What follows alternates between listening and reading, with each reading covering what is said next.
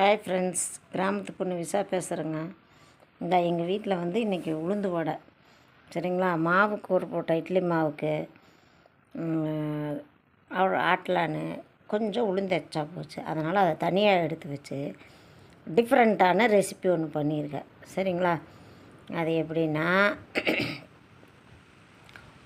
உளுந்து மாவு தோண்டின உடனே கொஞ்சம் கோதுமை மாவு, கொஞ்சம் அரிசி மாவு, சரிங்களா, கொஞ்சம் சோடா உப்பு போட்டு மிக்ஸ் பண்ணி வெங்காயம், பச்சை மிளகா, கருவேப்பிலை, மல்லித்தழை எல்லாம் போட்டு நல்லா கெட்டியாக பிணைஞ்சிட்டு போட்டிங்கன்னா சூப்பராக இருக்கும்.